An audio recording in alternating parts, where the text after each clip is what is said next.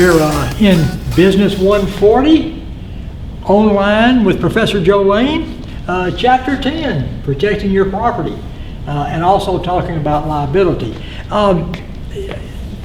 You probably watched Chapter 9 before you watched this particular chapter, and I went through and I told you that after I got through the chapter I was going to go through and make sure I didn't miss anything of any particular importance. And I think we pretty well covered everything that we needed to cover. I do want to mention, though, to make sure that we're good together, I kind of told you the things that you needed to be familiar with. The best next thing to health, good health, is good health insurance, group health insurance, private health insurance, indemnity plans, managed care plans. Those should be things you're familiar with. Types of managed care plans like PPOs, HMOs, EPOs. Be familiar with what Medicare is. Be familiar with what Medicaid is, workers' compensation. Be familiar with the different types of things that you're going to find in a medical policy. Hospital, surgical, lab fees, tests, doctor bills, major medical, that type of thing. We also talked about cost containment provisions like second medical opinion and that sort of thing. Be sure you're familiar with those as well. Be familiar with what a deductible is. That's an amount that you have to pay before the insurance company itself starts paying.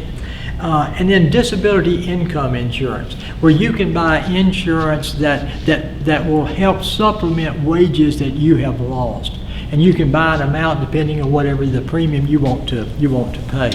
I'm not sure I talked about all of those. I feel pretty sure I didn't as far as being familiar with. I don't think there's any no things in Chapter 9, but be familiar with things. I'll try to make sure that I stay with those and kind of mention them as I go through them here in Chapter 10. Okay, Chapter 10 talks about property insurance and liability coverage. And I want you to be familiar with what property insurance is, and I want you to be familiar with what liability insurance is. So let's talk about that a little bit. I think I'll grab my book for Chapter 10 as we look at property insurance. I gave you some things on the handout. That's the way I started the Chapter 10 handout, but I'd like to look at it maybe on the text as well. Property insurance, insurance coverage that protects real and personal property from catastrophic losses. Now, we're not including automobiles here. We'll talk about automobiles in the second half of this. Property right now would be your home, the contents in your home. Maybe if you have a storage building or something like that, you have different four-wheeler, stuff like that. Now, along with property insurance, and you got to insure that property. Along with property insurance is liability insurance. Insurance that protects against the financial consequences that may arise from the insured's responsibility for property loss or injuries to others. Liability insurance protects you from injuring someone else or someone else's property, excluding auto. We'll do automobiles separately. When you park at my house, you walk down some steps to go to the front door of the house. If you are walking down those steps and you slip and fall and hurt yourself, am I possibly in trouble with that? Could I possibly be liable for that? Well, I could be. If something was happening or you came and you parked and a limb fell on your car, could that be something that I could be responsible for? That's liability. Property insurance protects your property and like contents in your home and that sort of thing. It insures those things. Liability insurance protects you from bringing injury to somebody else or their property. Now, two things as I think about this. When we talk about property insurance, we say protects real and personal property from catastrophic losses caused by a variety of perils. Perils are a cause of loss. Lightning could be a peril. Wind damage could be a peril. Hail could be a peril. So those are what perils are. Those are causes of loss. And the other thing that I want to mention as we talk about liability insurance is negligence. When it comes to if someone else was injured or someone else's property was injured, let's say on your property, or you had to, the question becomes, were you negligent? Failing to act in a reasonable manner to take necessary steps to protect others from harm. So on my steps as you're walking down to my front door, if my steps are not broken, my steps are good and solid, they're even well lit in the evening, there's nothing on those steps, anybody should be able to, they're not weird, too high, too low. And if somebody starts walking down those steps and they fall, am I negligent for that? Well, given that series of things I just mentioned, probably not. Could they still sue me? Yes, they could. That's why liability insurance also covers you against suits. So, got to make sure I'm getting started. At least keep up with part of my time here.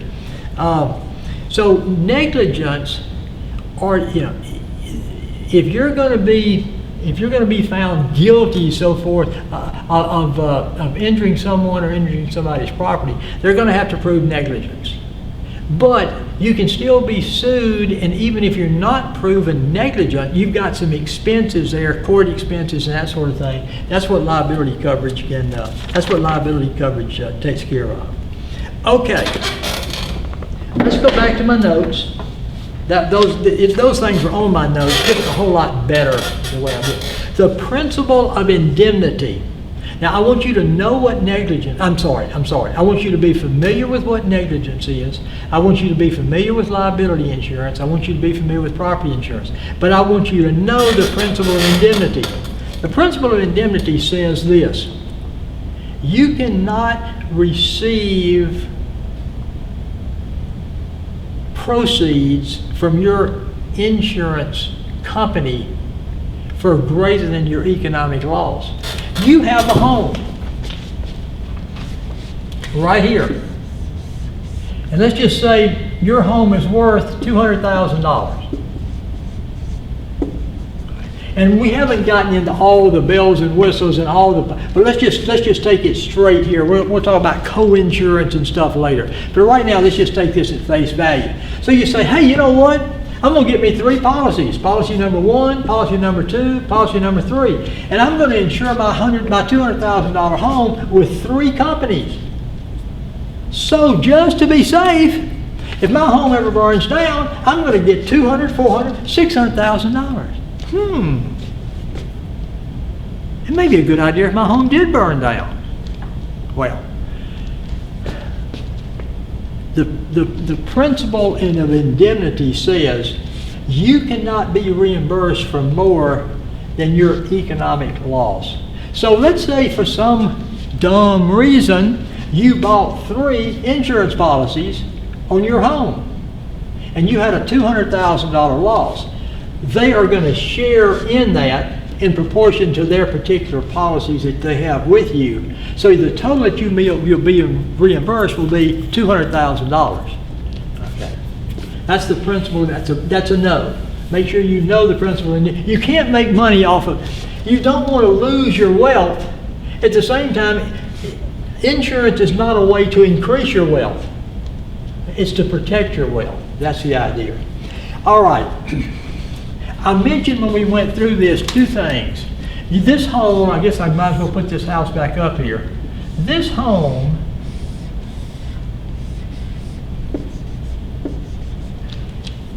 that you're going to insure, I want to get property insurance on this home. You can get what's called actual cash value coverage, or you can get replacement cost coverage. Okay. Now, I mentioned to you when we went through this in class that there's not a lot of things that I'm going to tell you, this is what you have to do. Like when we went through life insurance, I didn't say you've got to buy term, you got to buy this, and you buy what's very best for you. When we talked about health insurance, I didn't say you got to get managed care, or you've got to get an indemnity plan. or you need to do this and you need to do that. I did tell you, make sure you get some sort of health coverage to keep from wiping out your wealth. But how you get it is left up to you. Okay, now let's talk about property insurance. If you own property, and let's use a house, that's the best example. If you have a mortgage on that house, the mortgage company is going to insist and make sure that you have property insurance because they don't want to lose their loan to you. And not only are they going to make sure you have it, you're going to, when you make your monthly payment for your home, for your payment on your home, the monthly payment, you're going to also put in some extra money. They call that escrow, and you're going to pay extra money, so they'll have money set aside that they'll pay your insurance for you. So not only will you have to have property insurance if you have it mortgaged, but the mortgagee is going to be the one that pays that to make sure that it never lapses or anything. But if, let's say that you've paid off the home or whatever, do you still need property insurance? Well, about 99.99% of the time is yes. I mean, if you said, oh, well, if I got so much money, I got so many homes, if that home burned down, that wouldn't make any difference to me. I don't want to buy any insurance. Okay, if that's what you feel about it, I mean, I think that's kind of whatever. If you want to do that, that's okay. But again, 99.99% of us, if we lost our home or some asset like that of value, it would devastate us if we didn't have insurance on it. So it's very, very important you have insurance. All right. So number one, you've got to have property insurance. Number two, you've got to have this kind. And let me tell you why. Replacement cost insurance basically says if your home burns down or your home is burned and damaged, we will put it back like it was before the fire. We'll put it back like it was before the hail or whatever. We will replace it like it was before. Okay? Actual cash value says this. All right. Your home was a total loss. All right. $200,000 loss. So your house was worth $200,000 new, but your house had depreciated over some time. So we're going to deduct depreciation on your home. So you had depreciation, your home had depreciated over this period of time by $50,000. So we're going to pay you $150,000. Now let me change one thing make sure I said one thing here that's right. It's going to take $200,000 to replace your house like it was. That's it could have taken 180. It could have, but whatever up to the limits of your policy. This is what it's going to take to put your house back like it was. Then under actual cash value, you subtract the depreciation, and this is how much your insurance coverage is going to be. It's not going to replace your house like it was. You're $50,000 short. If you had replacement cost insurance and it said, okay, this is what it's going to take to replace your home, that's what the insurance would cover. That's the difference. Now, actual cash value. A value assigned to an insured property that is determined by subtracting the amount of physical depreciation from its replacement cost. Then if you look at replacement cost insurance, if I can find that for us. Replacement cost, the amount necessary to repair, rebuild, or replace an asset at today's prices. Do you want it partially replaced, or do you want it totally replaced? Or you want it totally replaced? And so you want to buy replacement cost insurance. And by the way, and I know I'm out of your picture here, I'm back. I want you to know what replacement cost is. I want you to know what actual cash value is. I'm going to leave these up here for just a second because there's something else I want us to look at, and that's called coinsurance. On my handout, coinsurance. Here's how that works. Coinsurance is a little bit different in property than it is medical. It's used a different way. The insurance company is going to tell you, now I keep using the same number, so let me change it up. your home has a value of $300,000, a market value of $300,000. Okay. And so the insurance company is going to tell you, if you want to be fully insured, hey, I want replacement costs. I've been down at Joe Lane's class, and I want replacement cost insurance. Okay, fine. Your insurance company is going to tell you how much insurance you have to carry on that home to be fully insured. Okay. Let me read it to you. It may not be clear, and you'll understand what in property insurance, a provision requiring a policyholder to buy insurance of an amount equal to a specified percentage of the replacement value of their property. So you have a $300,000 property. This is the replacement value of that property. Okay. They say you've got to buy insurance equal to 80% of the replacement value. So that means if you have to buy insurance that's 80% of the replacement value, you have to buy $240,000 worth of insurance. Now I know we've gone over this in class, but just to go back and think about something, they say, wait a minute, why wouldn't they make me buy $300,000 of replacement cost? Well, there's two major reasons. Number one, part of the value of your home is the land. And land is not going to be destroyed. So there's always going to be some value left. Most times, the home is not going to burn to the ground and be a total loss. So insurance companies are okay with, you do not have to carry 100%. They could require it for 100% of the replacement value of your home. But most insurance companies have you carry 80% or 90%. So if I want full coverage, if I want full replacement coverage, if I want them to replace my home up to the limits of my policy, I have to carry $240,000 worth of insurance. And here's how that works. Let's say I carry $240,000 worth of insurance, and I have a fire loss for $40,000. How much are they going to pay? $40,000, because I have insurance up to the value. What if my home burns to the ground? How much are they going to pay? $300,000. The full replacement cost of my home, because I bought the amount that they said I had to buy to be fully covered. Let's say, I'm going to make this easy. Let's say I bought $120,000. Why would you buy only $120,000? Because the premium is going to be a whole lot less. I can't afford their premium for $240,000 worth of insurance, so I'm just going to buy $120,000. That's 50% of what I should have bought.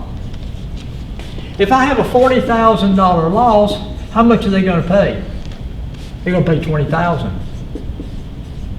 Whatever amount of loss I have, they're going to pay 50% of it. Well, gosh, that would really be tough. Yes. So when you buy property insurance, you buy replacement cost insurance, and you make sure that you fully pay the co-insurance feature, that you fully fund according to the co-insurance feature. Now, I included with your handout a little thing here that shows, I don't think it shows the actual cash value of the replacement cost, but we've talked about that. This little page that I included with your study notes, it shows you, first of all, what actual cash value is, and we've already talked about that. Then co-insurance. In property insurance provision requiring a policyholder to buy insurance of an amount equal to a specified percentage of the replacement value. And then they worked a problem over here. Joel and Anna have a $300,000 home. I did not even realize we did this. With an $80,000 co-insurance clause. The policy limits must equal or exceed 80% of the replacement value of the home. They ran short of money and decided to save by buying a $180,000 policy instead of a $240,000 policy. as required by the co-insurance clause. If a loss occurs, then the company would be obligated to pay only 75%. In this case, that would be 180 over 240, which is 75%. 75% of the loss up to the amount of the policy limit. Thus, on damages of $40,000, the insured would pay only $30,000. I want you to know what co-insurance is, and I want you to be able to work one of these problems. I'm going to give you the replacement cost of a home. I'm going to give you the co-insurance feature. I'm going to give you the amount of the loss, and I'm going to ask you what they're going to pay. So this is a really good document for you to understand how to do that.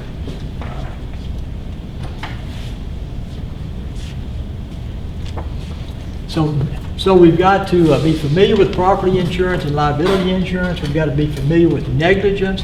We've got to be familiar with the term peril. But we've got to know principle. This is big stuff. We've got to know principle of indemnity. We've got to know actual cash value. We've got to know replacement cost. We've got to know co-insurance, and we've got to know how to work the problem. All right. Now, perils, that's those causes of loss. Let's go a little bit further here. Let me get a little bit of this stuff off of here. But let's keep enough on here. You want replacement cost insurance, and you want to meet the co-insurance requirement. 80%, 90%, whatever it is. This you want to do, and this you want to do. Okay, then it comes, what kind of a policy do I want? Do I want a comprehensive policy, or do I want a named peril policy? A named peril or a comprehensive? We know that perils are causes of loss. Okay. A named peril policy says we are going to cover you in case of any of these things that are happening. Lightning, hail, fire, whatever. Any kind of peril you can think of. That these are the perils that we're going to cover you for. This, and this. So if this, and this happens to you, you're covered. If this, and this doesn't happen to you, and it's something else, you're out of luck. A comprehensive policy says we're going to cover you for everything.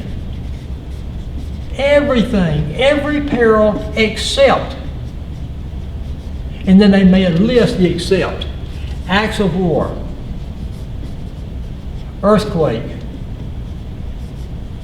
flood. These are three that normally are going to be included. Which kind do you want? That. You don't want them to list, here's the perils we're going to cover you for. Outside of that, nah. We're going to cover you for everything except this. So here you know what you're not being covered for. And I could be wrong here, but I think acts of war, I don't think you can get coverage for that. I don't think insurance companies will cover that at all. Earthquake and flood, you can get coverage for that. You can get a rider onto your insurance policy for an additional premium. Remember the terrible flood down in New Orleans, and so many people did not have insurance? They had no insurance on their homes because, and they said, well, I had property insurance. It was one of those things that is excluded. Floods are excluded. I know out in Frenchman's Bend area, a couple of years ago when we had the really bad flood here.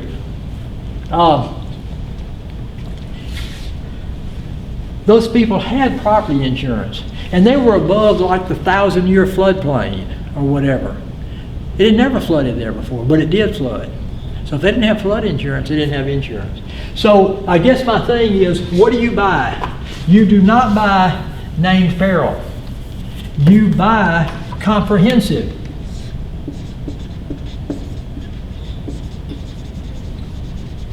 And you get a rider for any of those things that you think might be something that could happen.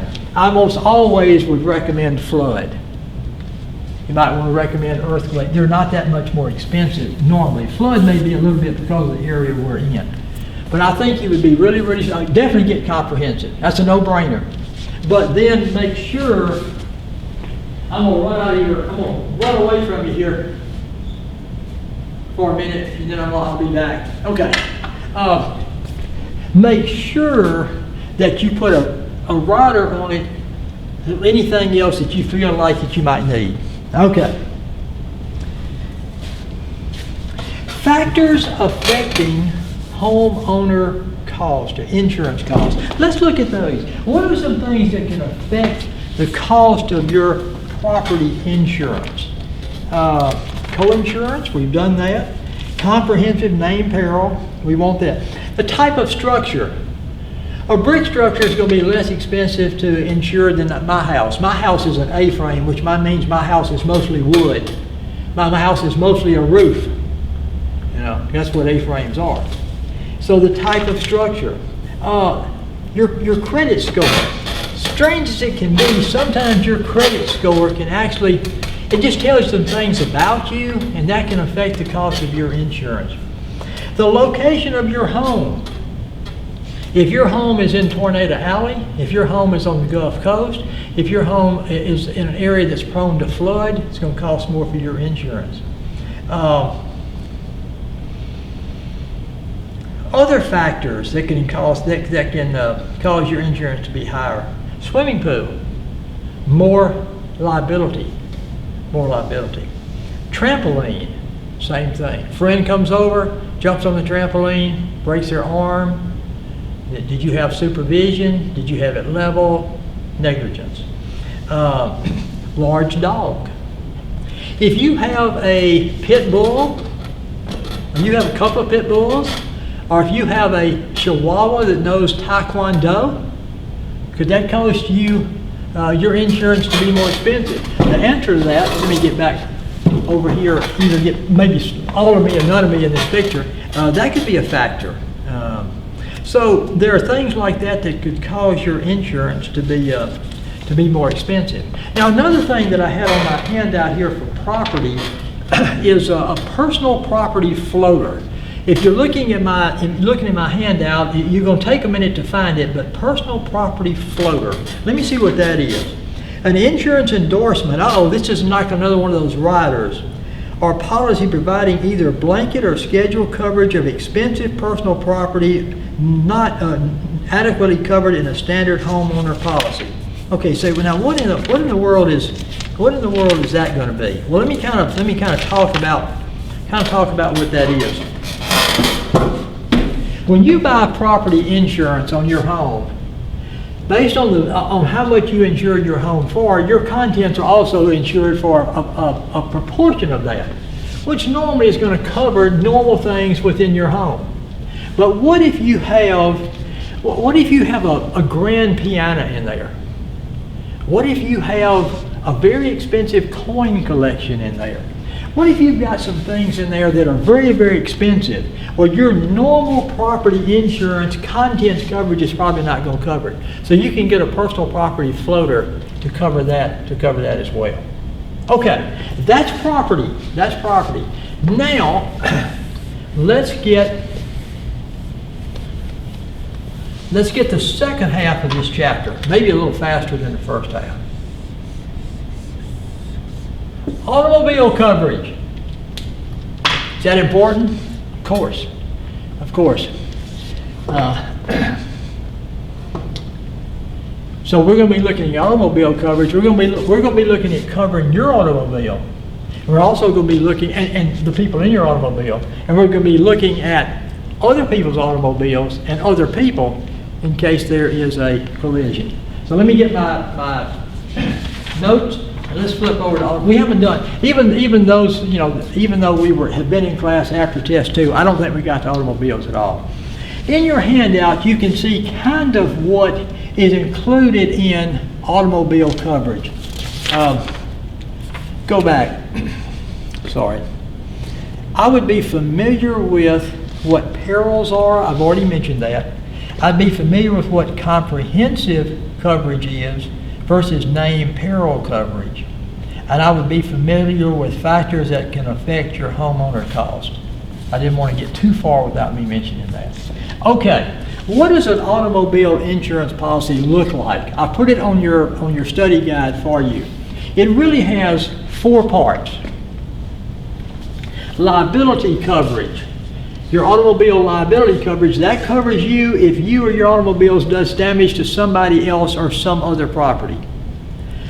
Medical payments. You can get insurance as a part of your automobile insurance coverage to make medical payments for you and those that you may have in your vehicle. Uninsured motorists. Let me talk about that right now because I want you to be familiar with the 4 parts of automobile insurance coverage, and I want you to be particularly I want you to be familiar with uninsured motorists. Here's uninsured motorists. In Louisiana, by law, you have to have automobile insurance. Probably 30% of the people driving do not have automobile coverage that is in force as they're driving around. So what happens if you get hit by somebody and they have no insurance? And they don't have really many assets either. You're kind of out of luck. It hurt me. It hurt my car. And they have no insurance? Very possible. So you want to take out uninsured motorists. That way your insurance company reimburses you for the expenses incurred if you're hit by someone who is underinsured or uninsured. And that can happen pretty frequently in Louisiana. So Part C is uninsured motorists. Part D is coverage for damage to your car. Liability insurance, Part A. Part B, medical payments. Part for you or those in your vehicle. Part C, uninsured motorists. We talked about what that was. Part D, coverage for damage to your vehicle. Now, there's 2 kinds of coverage under Part D. Part D. There is collision coverage and there is comprehensive coverage. Okay. Let me put that's D. That's that. Let me put C is uninsured motorist. B is medical. A is liability. Let me just throw these up here in case I need them. All right. This one deals with your vehicle. Collision insurance means your vehicle is going to be covered if you collide with something.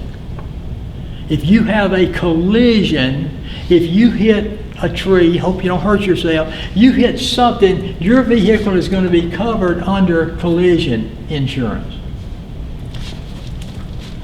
Comprehensive covers your vehicle for any other type of injury or damage, I guess is the word, except collision.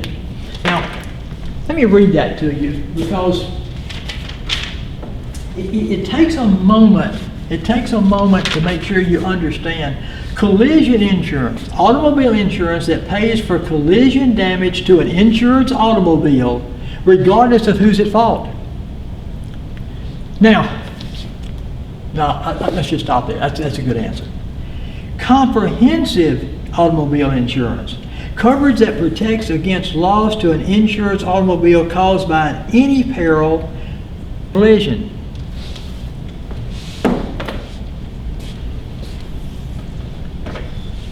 So, do you need collision insurance? If you're driving a 1993 Plymouth with a market value of $84.12, you do not need collision insurance, nor comprehensive insurance. If you've got an older vehicle that hasn't had much worth to it, where the insurance is probably going to be more expensive than the vehicle, no. But if you're driving a nice vehicle, and something that would be a problem if you got it damaged or whatever, then you want to have collision and comprehensive insurance on it. Now, if you've got that 1993 Plymouth, do you want liability on it? Absolutely, because that's if you damage somebody else. Do you want medical on it? Yes, and I'd have uninsured motorist on it as well. Okay, but not necessarily collision and comprehensive, because the vehicle's not worth probably what the insurance is going to cost you. Let's talk about comprehensive. You make me mad one day. And as I walk by your car one day, I just kind of rake my key along it.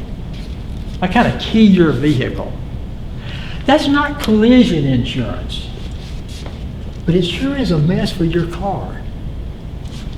That's comprehensive insurance. If you're driving on the road and you have a big rock come up and break your windshield, that rock is not the definition of collision. I know it collided with your windshield, but it's not collision as in defined by law. That would be an example of comprehensive. Now, my vehicle, my truck it's pretty. It's a 2017 model. It's a pretty new vehicle. I try to keep it up and everything. Do I have collision on it? Yes. Now, you have a deductible. If something happens, I pay, and then they pay above that. Same thing with comprehensive. But I have both collision and comprehensive on that vehicle because, it's a nice vehicle. It's still got a lot of value and everything to it.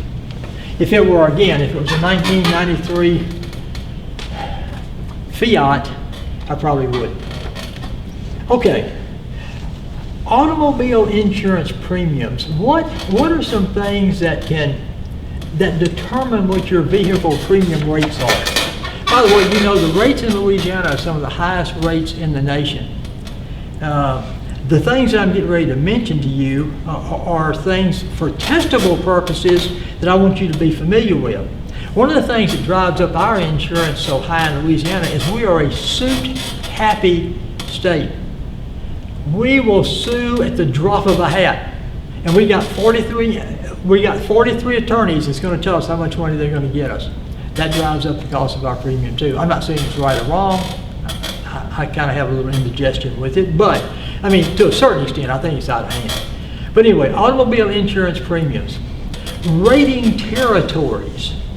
Different parts of the country, different areas are going to be rated differently when it comes to premiums. We're one of the highest rated areas in America. The reason for a lot of these lawsuits and everything that we have.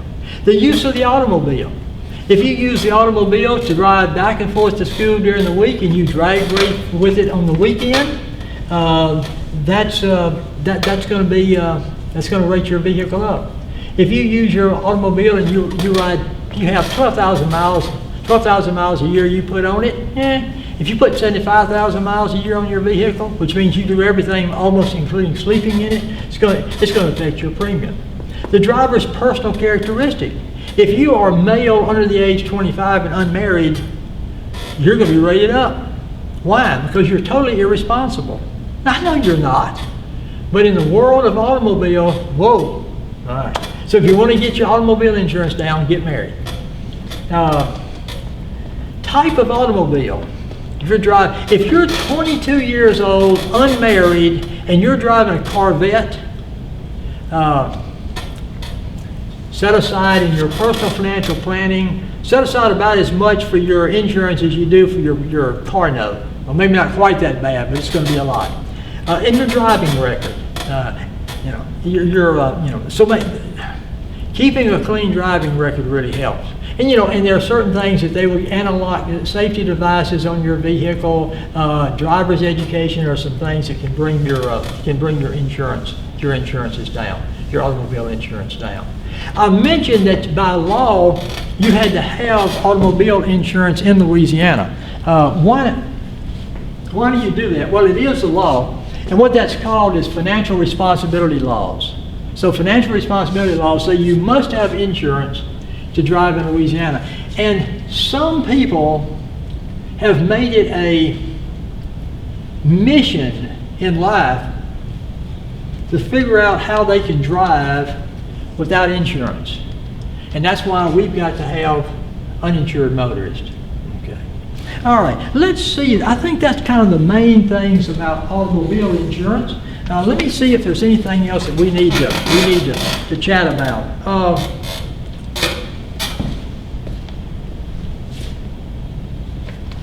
I would be familiar with the four parts of automobile insurance: Part A, Part B, Part C, Part D. Just be familiar that there are four parts, what they are. I'd also be familiar with what uninsured motorist is.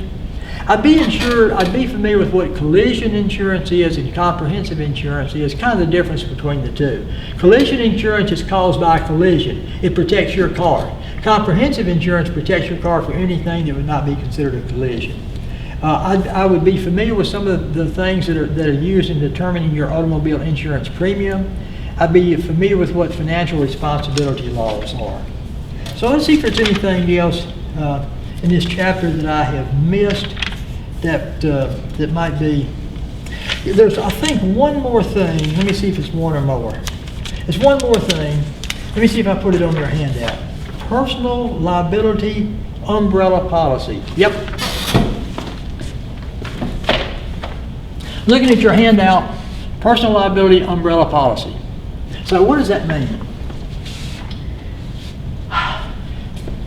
I've got property insurance.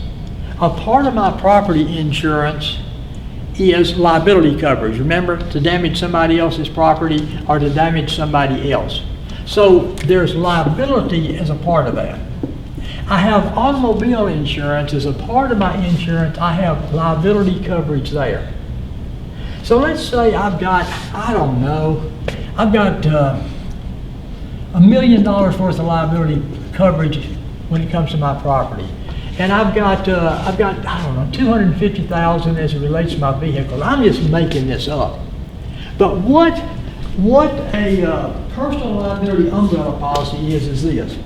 An insurance policy providing excess liability coverage for homeowners and automobile insurance, as well as additional coverage not provided by either policy. Hey, I want to buy a separate umbrella liability policy for $5 million.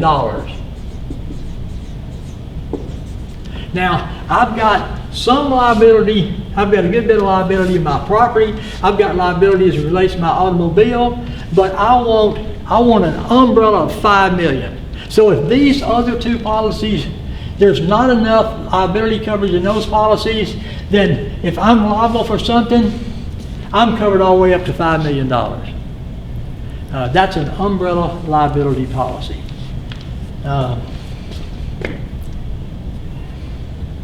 It's not incredibly expensive, but you know, it's expensive. All right, okay. So I think we've got it here. Chapter 10 was property liability coverage. That's chapter 10. And we know that, do you need automobile insurance? Yes. Now let me tell you one more thing about automobile insurance and we are through with this chapter. When you buy automobile insurance in Louisiana, Part A, the way you'll buy that, it is, you may buy $5,000, $10,000, $5,000. You would not want to do that. But I just want to give you, if you buy a 510, they would call that a 510-5 liability Part A coverage. That means that for any one person you injure, your insurance policy is going to pay up to $5,000. For any group of people you injure, it's going to pay up to $10,000. And for any vehicle you injure, you damage, or property, it's going to be $5,000. Have you already gotten ahead of me here?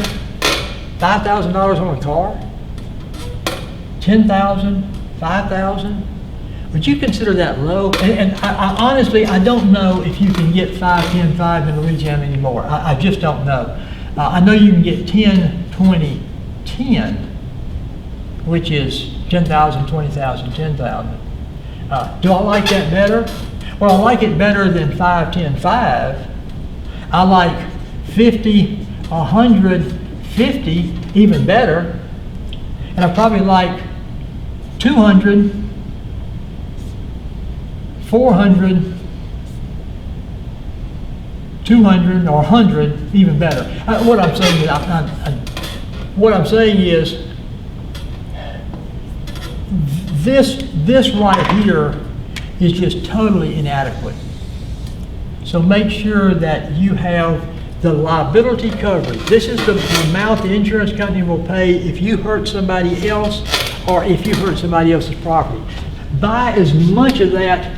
I have increased mine a couple of times. Every time my policy comes up for renewal, I look at it and think, should I be increasing this thing again? Okay, so we've kind of got the idea of what we need for automobile. On property, we know that we want replacement costs, we want to do comprehensive, and we want to satisfy the co-insurance feature.